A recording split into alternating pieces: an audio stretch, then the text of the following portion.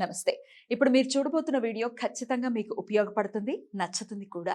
మరి మీకు నచ్చిన విషయం నాకు తెలియాలి అంటే ఈ వీడియోని మీరు లైక్ చేయాలి, షేర్ చేయాలి, అలాగే మన ఛానల్‌ని సబ్స్క్రైబ్ చేయాలి. మీ సపోర్ట్‌ని నాకు అందిస్తారు కదూ! ఓకే.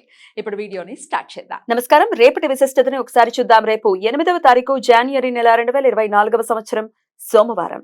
శ్రీ శోభకృత్నామ సంవత్సరం దక్షిణాయనం హేమంత ఋతువు. రేపు మార్గశీర్ష మాస బహుళపక్ష ద్వాదశి తిథి రాత్రి 11:58 వరకు, తదుపరి త్రయోదశి తిథి. అనురాధ నక్షత్రం రాత్రి 10:03 వరకు, తదుపరి జ్యేష్ఠ నక్షత్రం.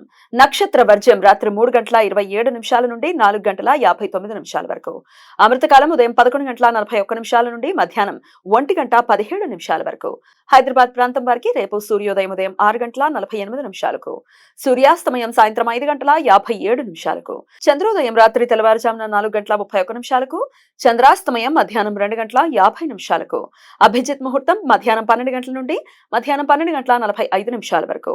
దుర్ముహూర్తం మధ్యాహ్నం 12:45 నుండి మధ్యాహ్నం 1:30 వరకు.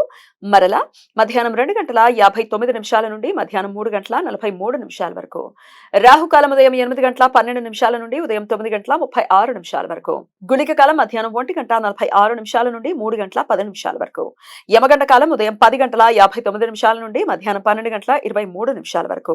ఇవాళ ఏకాదశి ఉపవాసం ఉన్న వారికి రేపు పారణ సమయం రేపు సూర్యోదయం నుండి ఉదయం 9:02 వరకు ఉంటుంది. ఈ రోజు జగద్గురువు శ్రీ చంద్రశేఖరేంద్ర సరస్వతి స్వామివారి ఆరాధన. నడిచే దైవంగా పెరియావగా పిలువబడే మహాస్వామివారు తమిళనాడులోని విల్లుపురం దగ్గరలోని ఓ గ్రామంలో శ్రీ సుబ్రహ్మణ్య శాస్త్రి శ్రీమతి మహాలక్ష్మి దంపతులకు జన్మించారు. వీరి పూర్వనామం స్వామినాథ శర్మ. మహాస్వామివారు 1994లో ధనుర్మాసంలో బహుళపక్ష ద్వాదశి రోజున మోక్షం పొందారు.